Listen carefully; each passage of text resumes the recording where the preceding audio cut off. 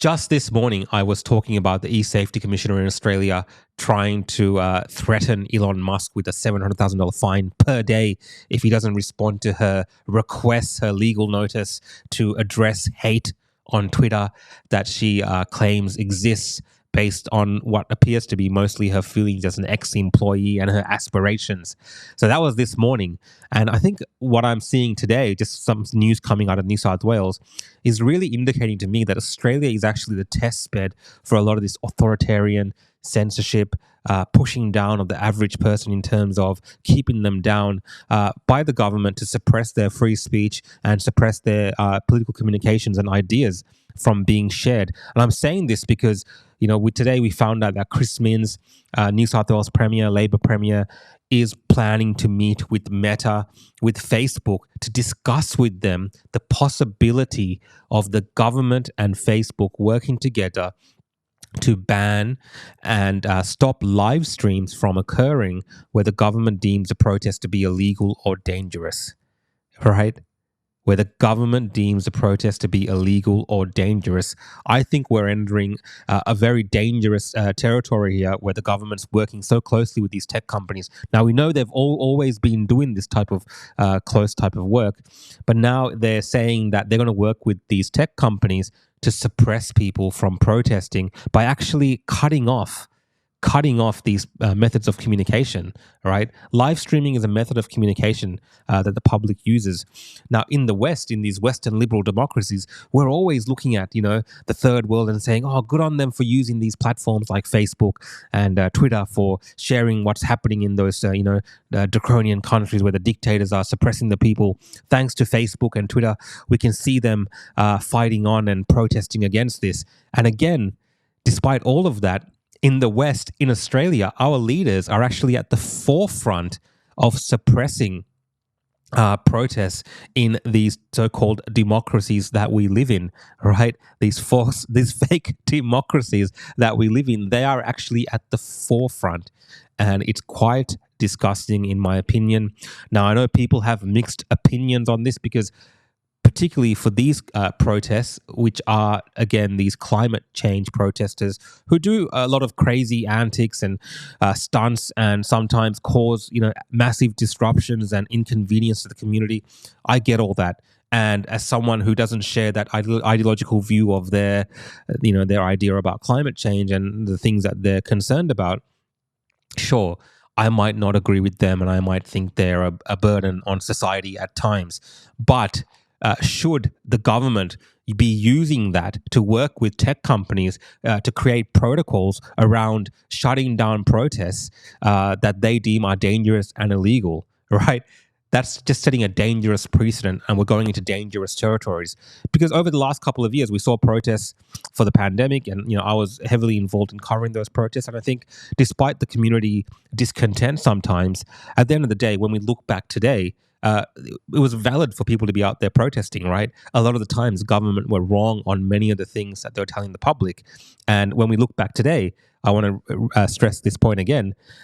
It seems completely sane that people are actually challenging these people who are doing all these stupid things in the name of, and many times made up science and made up modeling. So today, when we look at something like this, even though it's convenient because you might not agree with this, depending on the side of politics you're on, at the end of the day, we don't know how far this will go. Because if this such a precedent is set, such a relationship between government and tech is established in Australia, where the New South Wales government has let it known to be to Facebook that they're comfortable with them actually deleting live streams of protests. Where does that stop, right? A few years from now, there's some other issue.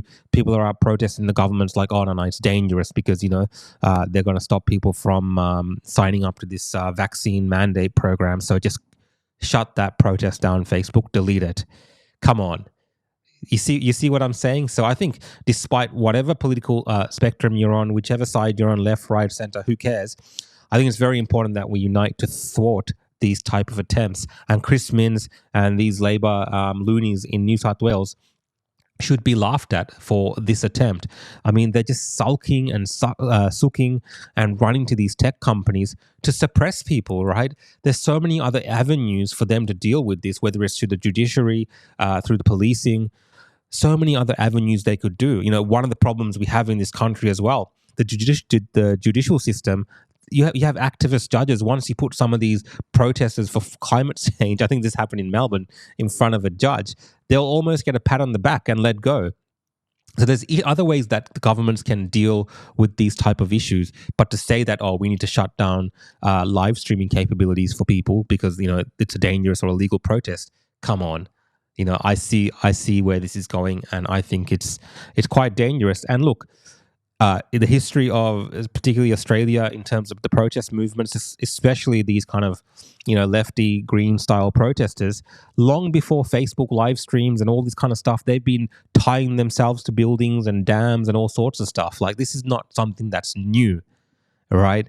But this attempt to address it by, you know, stopping us from using a tool that we you know, use on a daily basis to communicate, and especially to communicate political ideas, I think that's a step too far. And like I always say, you know, where we should be the leaders in the West on not doing this type of thing, because we always are passing judgment on other countries that we call, you know, the third world or undemocratic or whatever it is that suppress their people. And we celebrate when people break through those barriers and use these type of platforms and tools anyway, to live stream their protest or to share information.